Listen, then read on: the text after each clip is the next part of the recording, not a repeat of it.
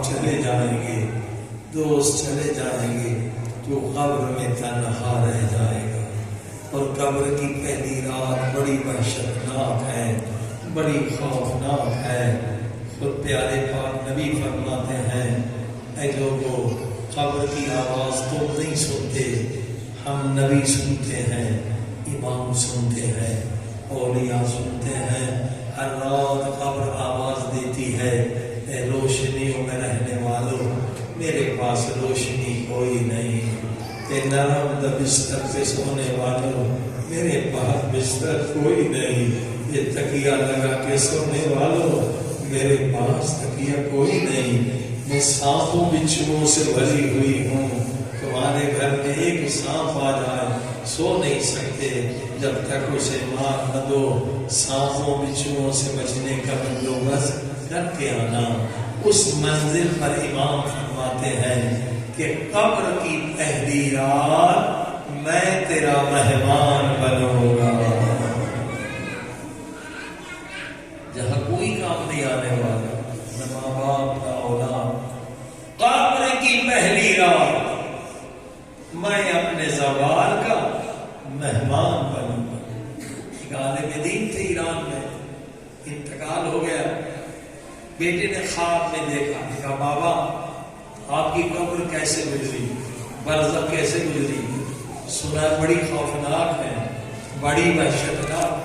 کہا بیٹا مجھے کوئی تکلیف نہیں، کوئی تکلیف، مجھے بڑا سکون میں ہے، میں بہت آرام سے۔ بابا اتنی روایت جو قبر کے بارے میں ہے، اتنا عذاب ہے، اتنا خوف ہے، اتنی وحشت ہے، آپ کو کوئی تکلیف نہیں کہتے؟ کیوں بابا؟ تو سالم نے کہا میں نے زندگی میں 40 مرتبہ امام رضا علیہ السلام کی زیارت کی تھی، اور امام نے بھی وعدہ پورا کیا، 40 مرتبہ میری قبر میں آئے۔ جب امام آتے تھے میری قبر بہشت کا باغ بن جاتا تھا۔ روتی ہوئی آنکھوں سے کہیے مولا ہمارے سراہنے بھی آئیے گا، مولا قبر کی پہلی رات ہماری قبر میں بھی آئی۔ اور چوتھا وعدہ ہے امام رضا کا کہ پل صراط پر میں اپنے زوال کا ہاتھ پکڑ کر پل صراط پار کرا دوں۔ مولا رضا 4 وعدے کر رہے ہیں، ہم سے فقط ایک وعدہ لے لیں۔ وہ کیا وعدہ؟ مولا جب ہم سے وعدہ لیتے ہیں وہ کیا وعدہ؟ مولا فرماتے ہیں اب تو عام انسان نہیں رہا، پہلے عام انسان تھا، اب کیا کہلائے گا؟ زوال امام رضا۔ اب تیری نسبت مجھ سے ہو گئی، اب تو میرا ہو گیا۔ یہ کپڑا معمولی ہے نا، اس کا کوئی احترام نہیں، لیکن اگر اس کپڑے سے حضرت عباس کا علم بنائے تو چومنا بھی عبادت، احترام بھی عبادت۔ کیوں؟ نسبت کی وجہ سے۔ امام رضا بھی آپ سے وہی کہتے ہیں کہ پہلے آپ عام آدمی تھے، اب عام آدمی نہیں رہے، آپ کی نسبت ہو گئی کس سے؟ امام رضا سے۔ آپ زوار امام رضا بن گئے، یہ زوار امام رضا۔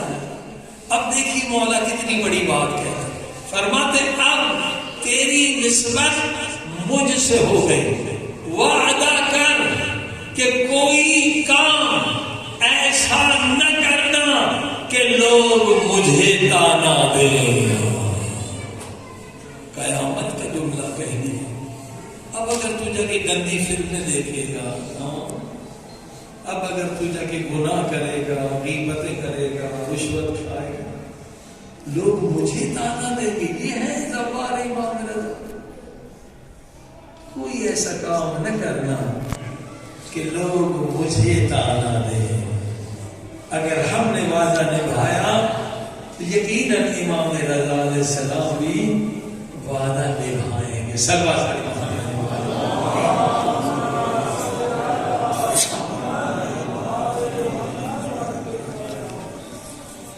بس عزیزان گرامی، کافی دیر سے مجھے سن رہے ہیں آپ. دعا اس درس میں دعا قبول ہوتی ہے، مگر دعا مانگنا سیکھیں کیسے مانگنا. یہ دینے میں دیر نہیں کرتے، مانگنا آنا چاہیے. دعا علم ہے، دعا ایک دریا ہے. میں نے بتلا کیسے مانگو کہ خالی نہ تھی. اب سنیے ایک مومن کیسے مانگے. امام رضا کے در ایک مومن کہتا ہے مولا رضا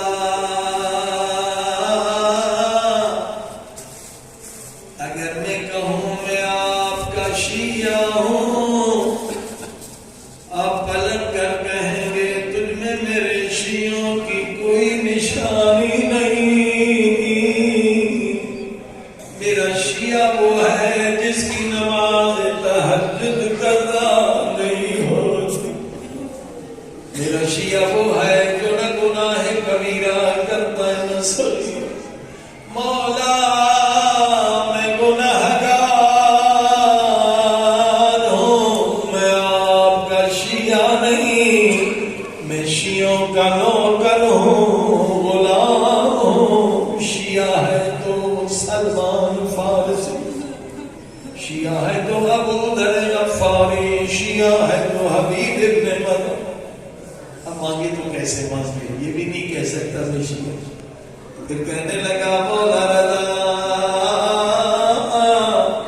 اگر میں کہوں میں آپ کا محب ہوں، میں آپ کا عاشق ہوں، آپ پلٹ کر کہیں گے اگر تو میرا محب تھا پھر گناہ کر کے میرا دل زخمی کیوں کیا.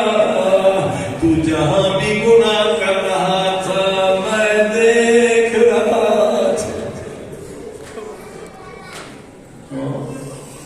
پوری کائنات امام کے سامنے ایسے جیسے میرا ہاتھ میرے ساتھ. وَكُلَّ شَيْءٍ أَحْصَيْنَاهُ فِي إِمَامٍ. تو جہاں بھی گناہ کر رہا تھا میں دیکھ رہا تھا. اگر تو میرا عاشق تھا پھر گناہ کر کے میرا جگر چھلنی کیوں کیا. ابھی بیچارہ مانگے تو کیسے مانگے. یہ بھی نہیں کہہ سکتا میں شیعہ ہوں، یہ بھی نہیں کہہ سکتا میں محب ہوں. کہتے مولا میں آپ کے محبوں کا بھی نوکر ہوں، غلام ہوں. اب مانگے تو کیسے مانگے. اللہ نے مدد کی، اس طرح سے مانگ. کیا کہنے لگا مولا رضا